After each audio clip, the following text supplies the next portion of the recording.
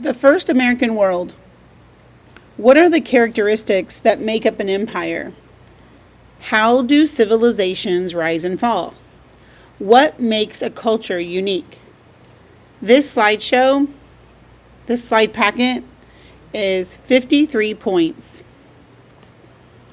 Slide number 2, why it matters.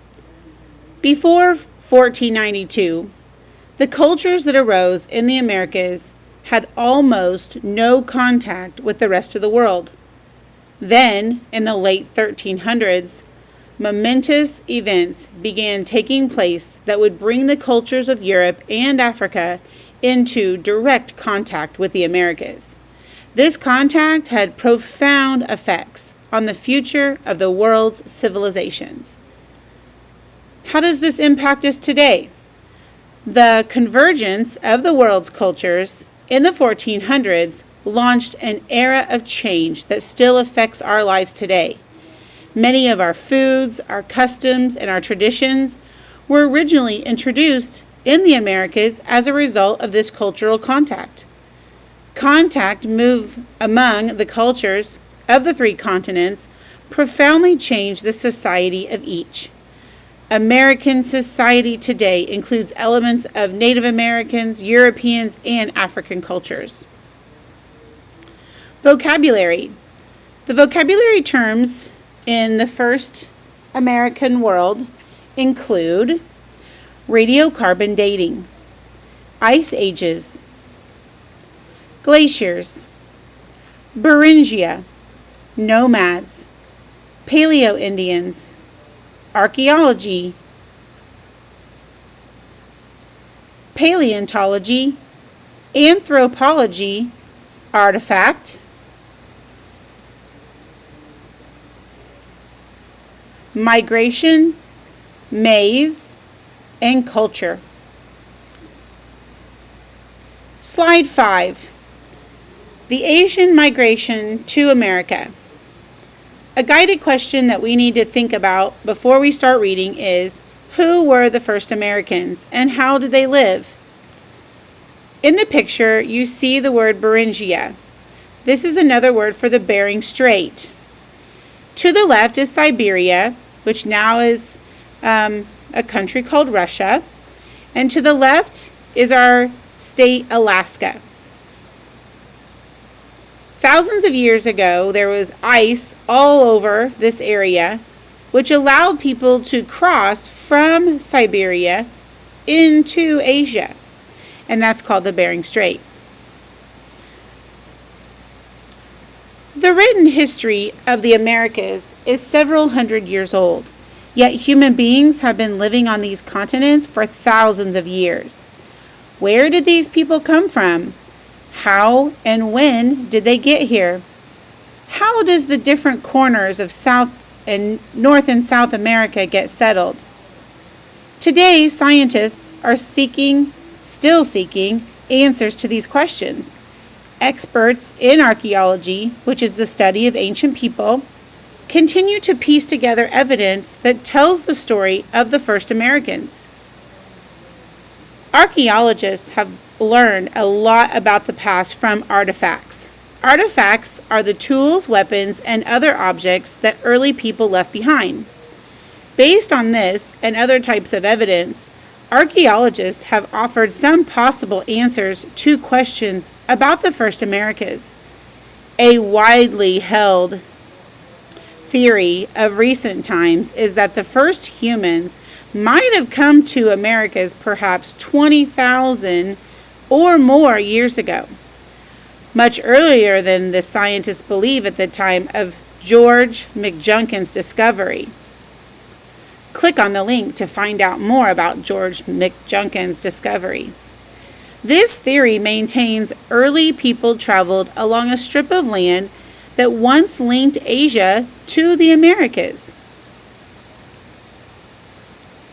To learn the origins of ancient people, scientists study their skulls, their bones, and their teeth. In recent years, they have been able to examine DNA, which stands for deoxyribonucleic acid, a molecule described as the basic building material of all life on Earth. DNA, recovered from the bones of the people who died many thousands of years ago, enables scientists to trace their ethnic and thus their geographic origins.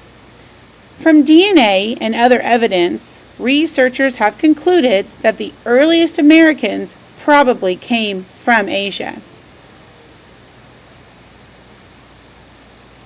Slide number 6. The land bridge revealed. In the picture, you see Siberia, you see the Bering Bridge, or the Beringia, the Bering Strait, into Alaska. And if you follow the arrows, it shows you how people made their way down into what now is called the United States and Mexico. So, the land bridge revealed. Throughout Earth's history, the climate has changed. Several periods of extreme cold have occurred. Most recent of these ice ages began 100,000 years ago and extended or ended at about 10,000 years ago. During these years, a large share of Earth's water formed huge sheets of ice or glaciers. The glaciers held so much water that the ocean levels were lower than the lower sea level exposed a strip of land, a land bridge, connecting northeastern Asia to what is now Alaska. Scientists today call the land bridge Beringia. It now lies beneath the Bering Strait. Let's highlight Beringia. It now lies beneath the Bering Strait. This is a body of water named for the explorer Vitus Bering. A strait is a narrow body of water that connects two larger ones. Many scientists believe that early people traveled from Asia to North America across the land bridge. Yet, not all scientists agree on how, when, or even if this might happen. Some think people might have come to the Americas by boat. Some people might think, what's that think? Think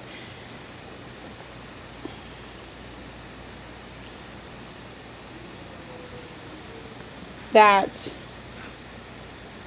they have come to the Americas by boat. This might have allowed humans to spread faster throughout the Americas. As archaeologists discover new artifacts and evidence, new theories emerge and challenge old ones. Slide number 7.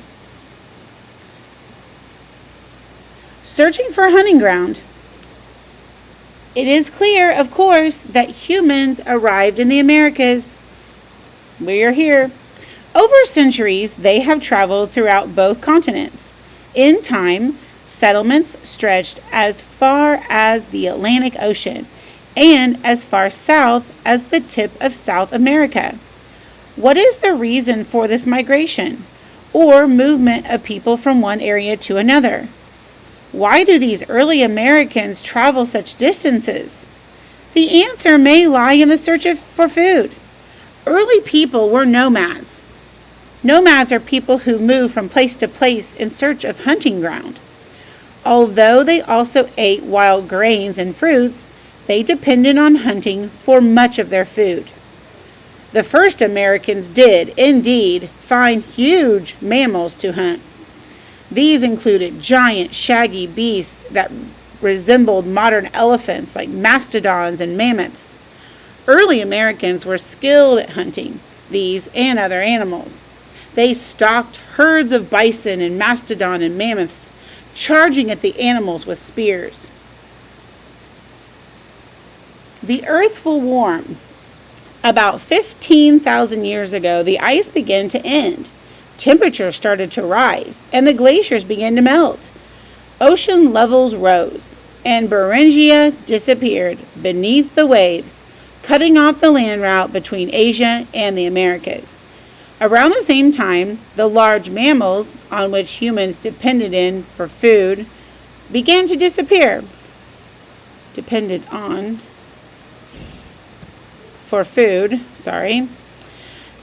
to disappear. This might have been the result of overhunting or changes in the climate. The declining game populations meant that the early Americans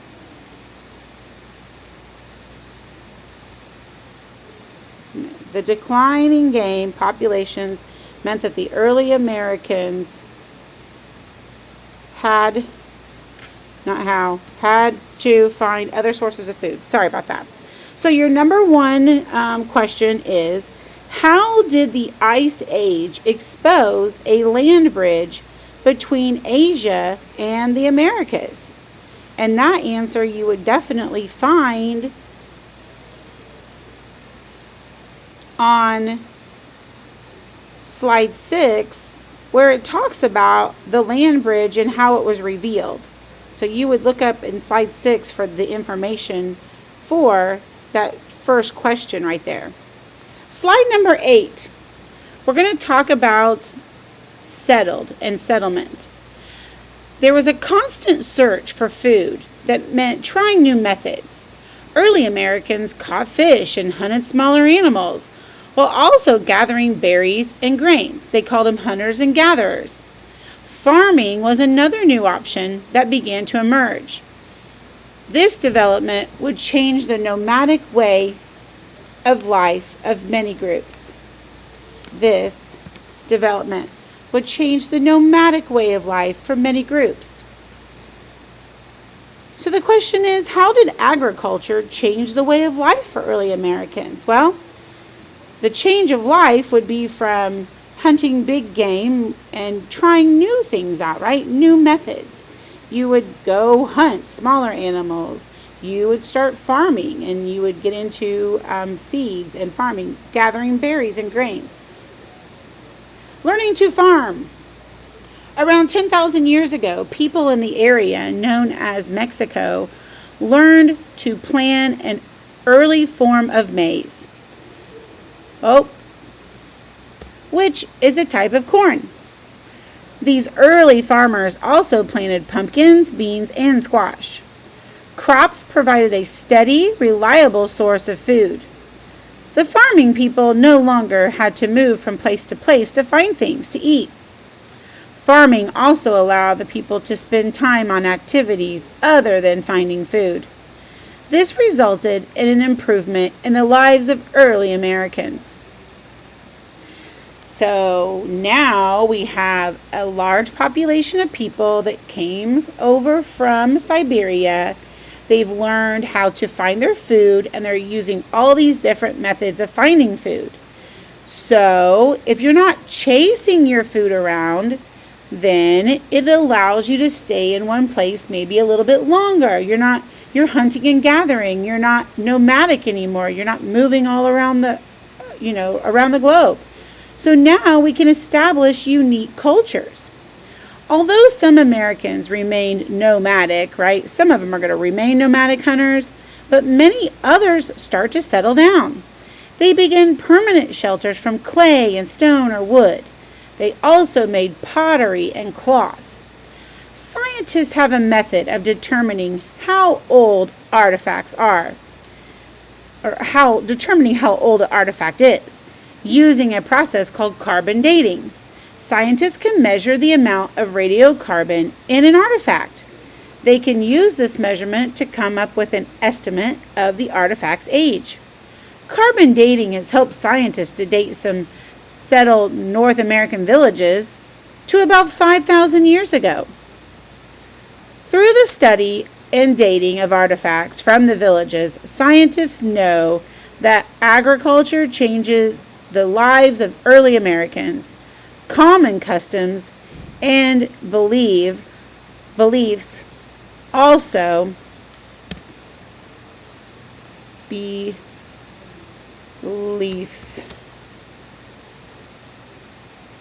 grew over time.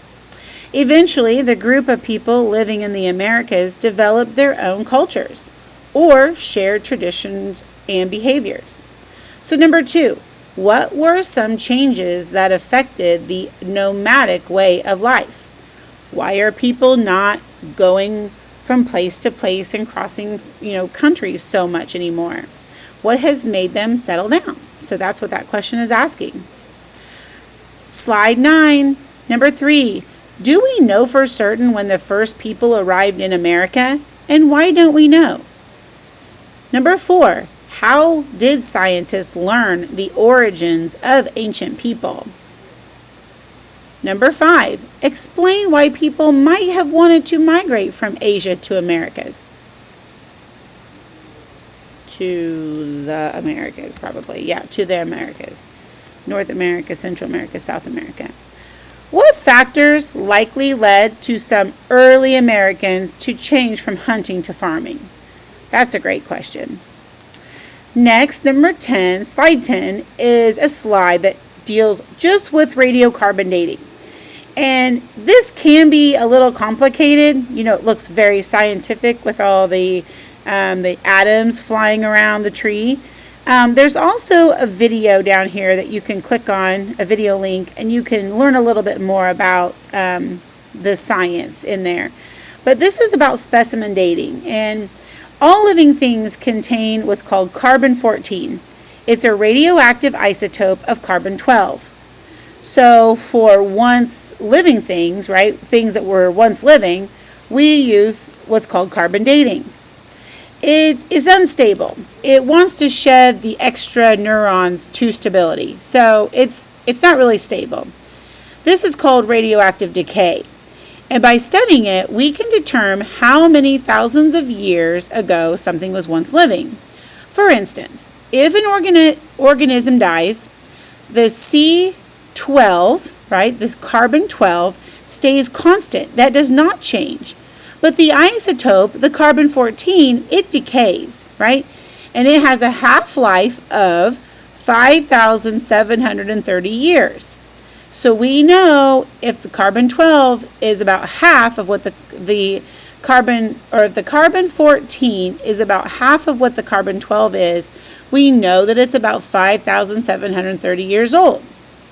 Carbon dating is really only good until about 60,000 years old, because then there is not enough carbon-14 to get a good reading. Isotopes decay at constant rates. A half-life is the amount of time that it takes for an unstable isotope to decay to 1/2 its original amount. Radiometric data allows scientists to then calculate the age of the specimen. So the questions here, number 7, what is radioactive decay? Number 8, which carbon is it that stays constant and doesn't change? Number 9, which carbon does the decaying? And number 10, explain how the scientists use the information to calculate the age of a specimen.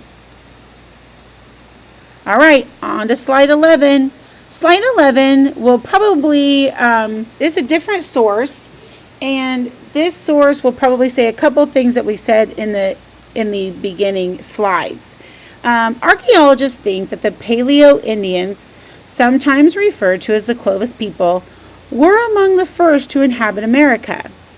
Archaeologists think that the Paleo-Indians, sometimes referred to as the Clovis people, were among the first to inhabit Americas. This ancient tribe appeared in our continent at the end of the last ice age, entering the continent from Asia. Their name, Paleo, comes from the Greek word paleosis, or paleos, meaning ancient. They inhabited the southwestern United States and northern Mexico between 10,000 and 40,000 years. Although they were here longer than all other following cultures combined, they left very little records of their lives. Archaeologists have very little to go by as to the Paleo-Indians' beliefs, religion, language, celebrations, ceremonies, mournings, and cultures such as dance and family relationships. They became extinct about 9,000 years ago, taking with them their secrets of their life. Although little is known about the culture of the Paleos, archaeologists have formulated a few ideas on the lives of Paleo Indians. Like many tribes, it is believed that the Paleo Indians were nomadic people who primarily were hunters and gatherers. They traveled in tribes between 20 and 50 people, carrying their belongings on their back. They often sought shelter in caves, but occasionally built crude shelters from brush and animal skin. They decided where to camp depending on where the animals, such as the mastodon or caribou, bison, and mammoths were.